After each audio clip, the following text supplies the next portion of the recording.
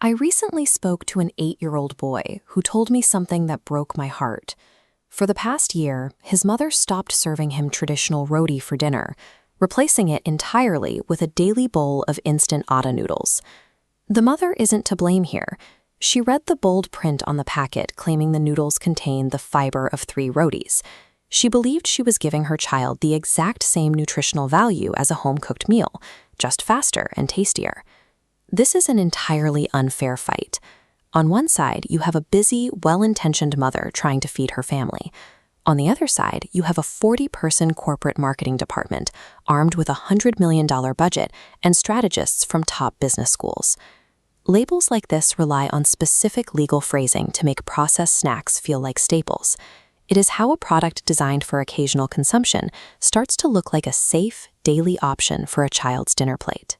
When the primary audience is an 8-year-old, the dynamic of the sale changes. We are seeing the most vulnerable consumers in the country being reached by sophisticated strategies long before they are old enough to understand the ingredient list on the back. Companies start hacking our habits with simple visual cues, like color. When a brand takes their standard yellow instant noodles and puts them in a green wrapper, our brains automatically associate that green color with nature, farms, and health, making us assume the product is suddenly good for us. Then there's the strategy of routine hacking. Look at this photo showing the target demographic for snack brands, people enjoying their daily ritual of drinking chai.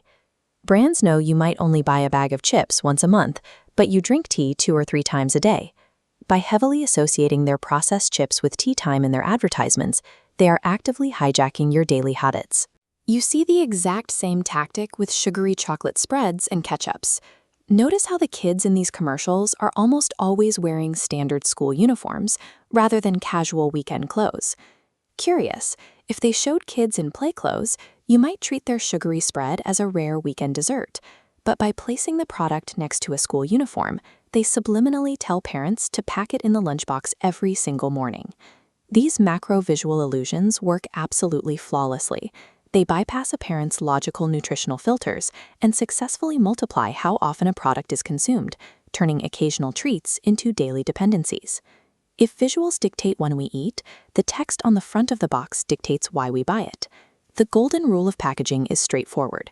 Figure out the target demographic's biggest insecurity and print it right on the label. A 60-year-old worries about longevity, so their products are plastered with words like Ayurveda and natural. An 8-year-old's biggest insecurity is their height, so products aimed at kids exclusively promise to make them taller. There is exactly one energy drink brand in India that never promises to make children taller: Boost. And the reason why is right here.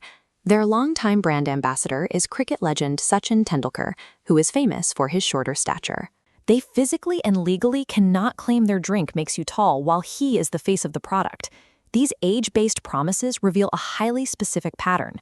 The claims on the front of the package shift to match the consumer's emotional needs, regardless of what is actually in the ingredient list.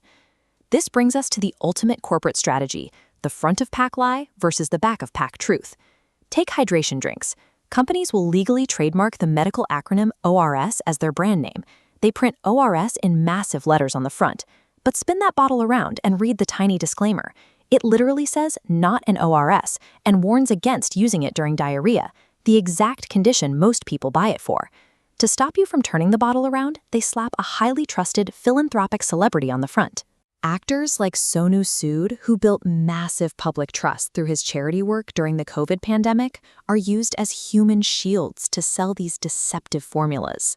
The tricks get even smaller. Look closely at sandwich biscuits. They spell cream as C-R-E-M-E. Legally, cream requires actual dairy. These biscuits contain 0 milk, relying entirely on cheap palm oil. The famous Butter Lovers popcorn pulls a similar stunt. Check the ingredient list and you'll find 0 actual butter. Instead, it's packed with artificial butter flavoring and edible vegetable fats, which is just another name for palm oil. They even manipulate punctuation. Consumers learned that an asterisk means conditions apply, so companies stopped using it. Now, some ketchup brands hide their legal disclaimers behind a custom red tomato icon, designed to blend in perfectly with the packaging art, so you never even look for the fine print. These typographical errors and strange little icons are never accidents. They are calculated, legally approved evasions required to sell you cheap palm oil and refined sugar while pretending it's wholesome food. The consequence of this unchecked deception is severe. We have an entire generation of children eating junk food day in and day out, accelerating a national diabetes crisis. You cannot expect an 8-year-old child or a busy parent to win a tug-of-war against billions of dollars in elite marketing infrastructure. It is an impossible fight to win on their terms. We have to move away from mindless capitalism.